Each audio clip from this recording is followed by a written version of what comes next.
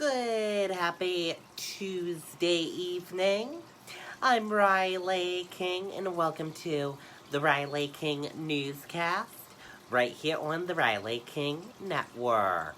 We have a lot of news to get to this Tuesday evening, so let's begin right now.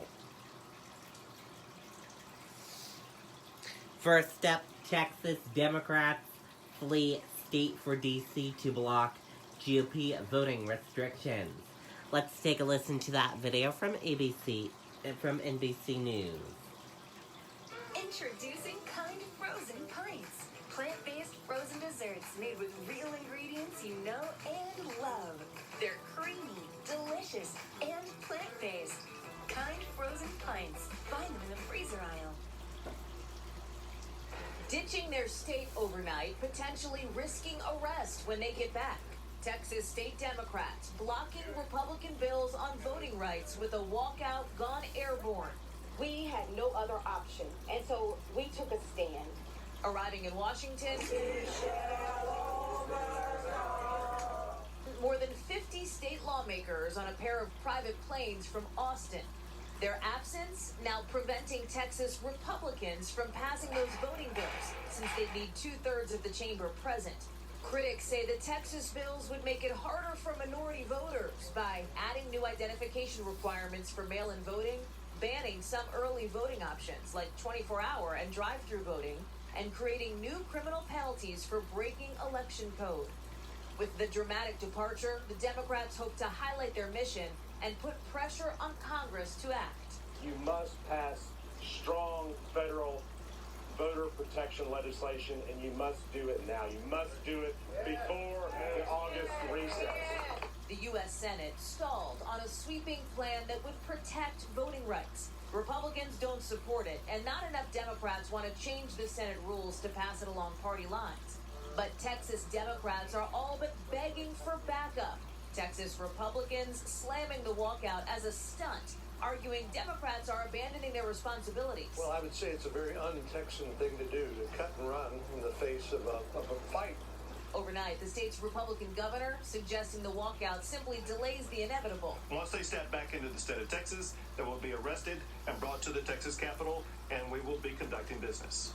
Nationally, more than a dozen states, including Florida, Georgia, and Iowa, have put similar voting restrictions in place, with bills in progress in many other places. Now, President Biden in Philadelphia today, planning to use the power of his bully pulpit in a speech focusing on voting rights. And NBC News has learned that the president, in those remarks today, will blast those new Republican-backed voting bills as the most egregious attempts to harm the integrity of our democracy since the Civil War, according to a White House source. But some on the left want the president to go even further in trying to rally Democrats around changing those rules here in the Senate, which would allow them to pass a voting rights bill even without GOP support. Okay, and there you go on that video and that report. FDA adds warning labels to Johnson & Johnson vaccine. Let's take a listen to that video from NBC News. The FDA warning is another setback for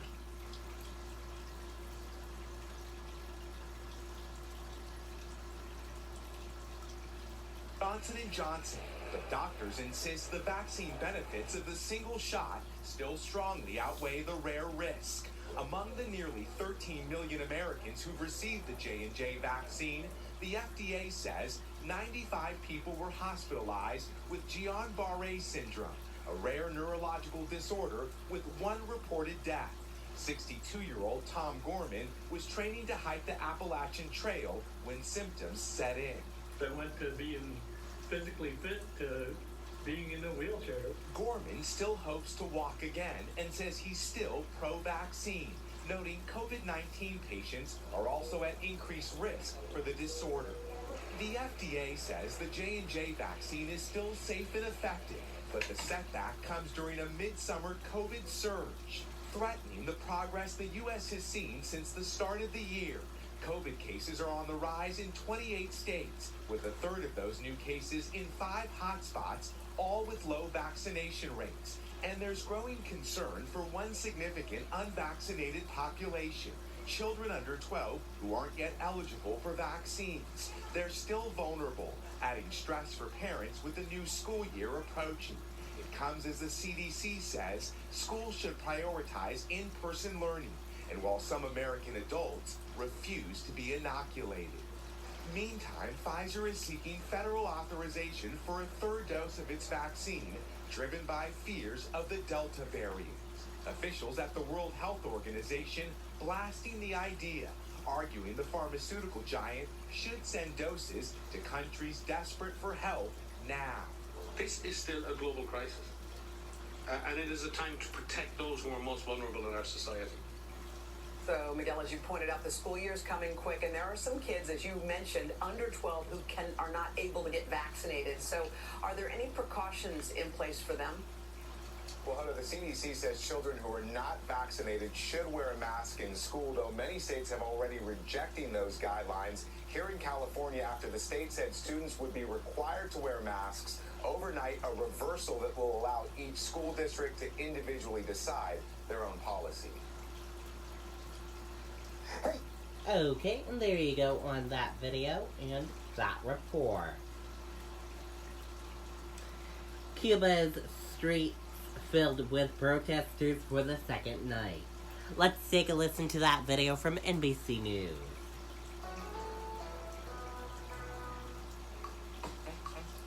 This is what you've been training for. Your charcuterie, your brunch shootery.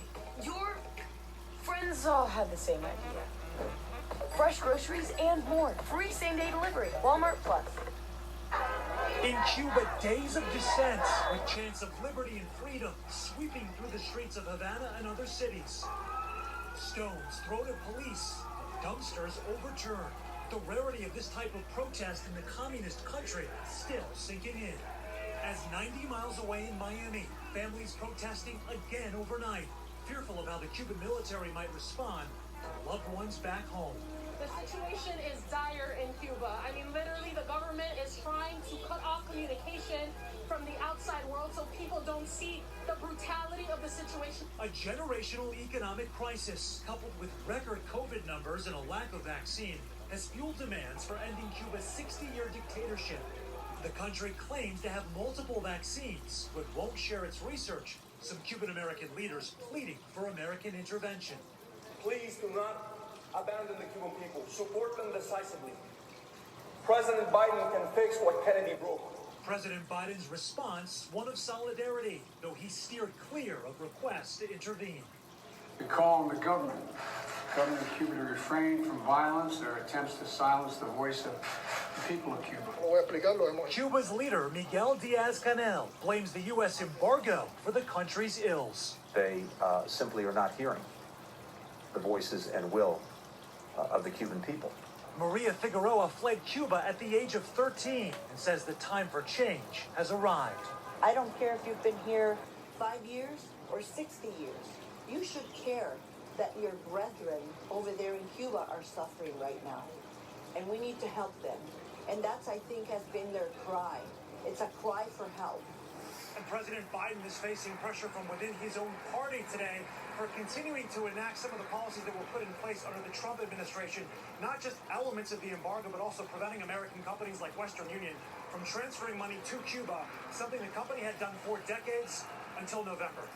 Right back to you. All right, Sam Rockfort's there in Little Havana. Sam, thank you. Okay, and there you go on that video and that report. Record heat fuels wildfires out west as the Northeast suffers with flash floods. Let's take a listen to that video from NBC News.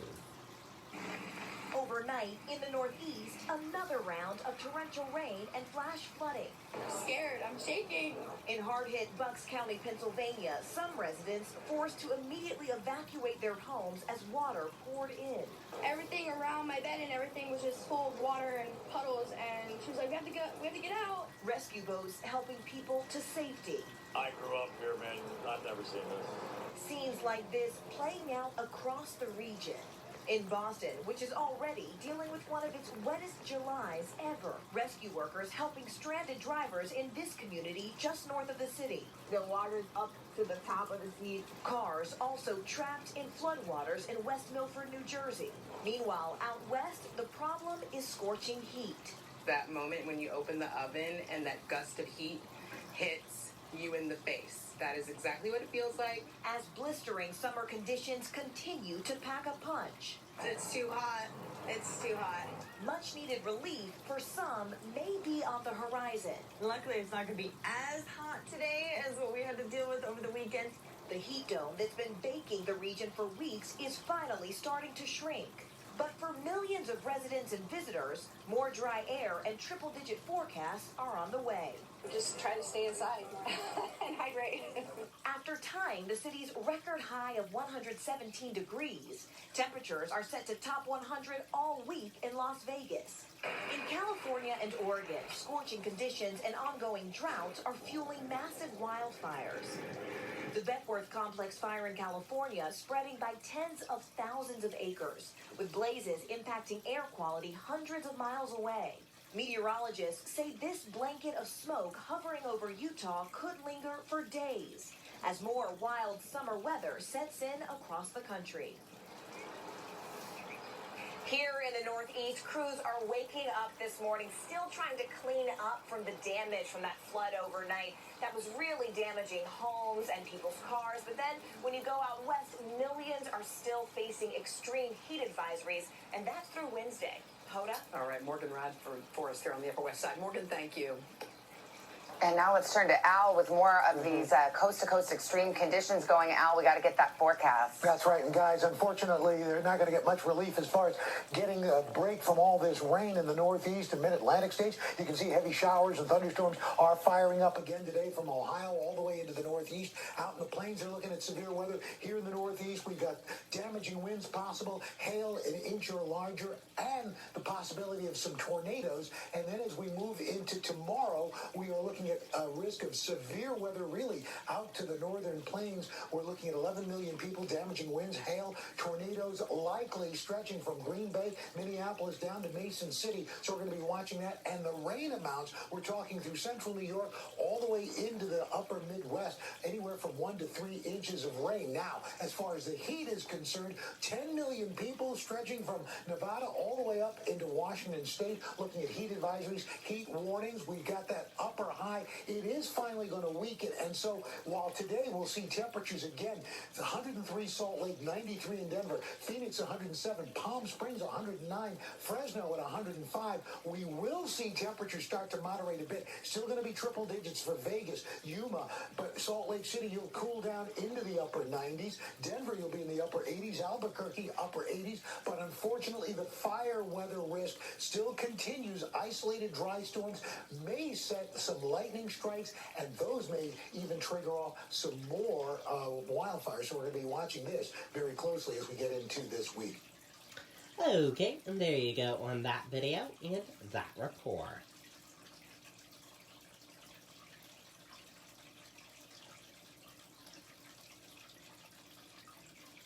And do you like drinking coffee, everyone? If you like drinking coffee, you might want to know this. Global coffee prices are on the rise.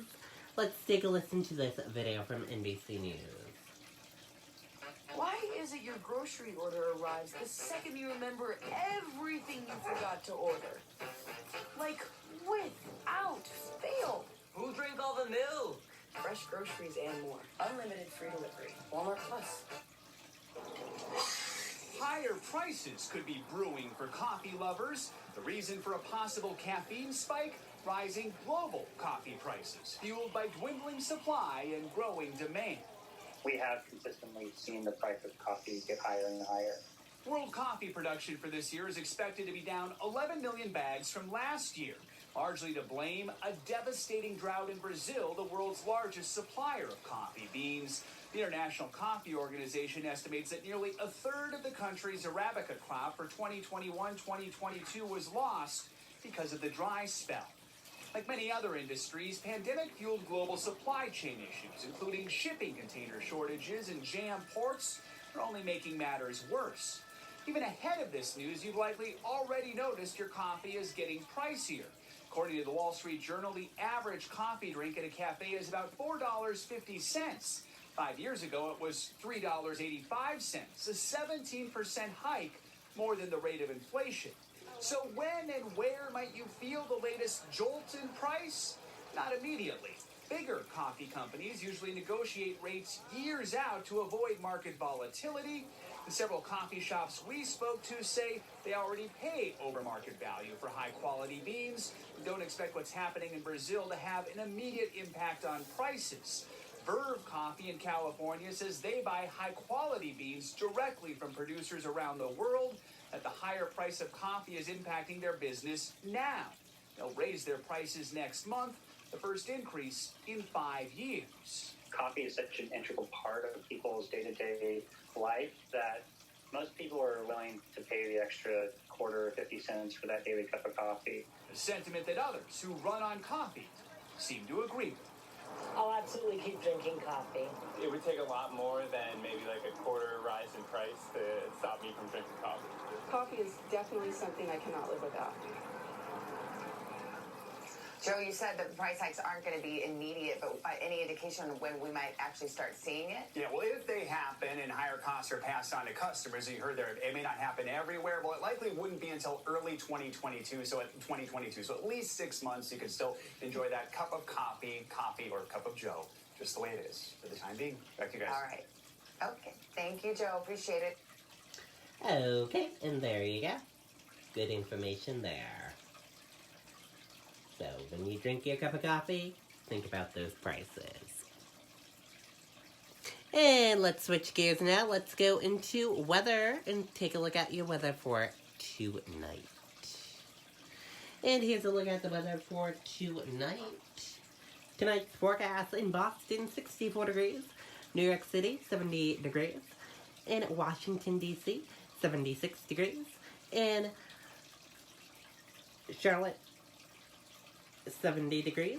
Atlanta, 69 degrees. Jacksonville, Florida, 75 degrees. Tampa Bay, Florida, 75 degrees. And Miami, Florida, 75 degrees. New Orleans, 78 degrees. Dallas, 73 degrees. Phoenix, 86 degrees.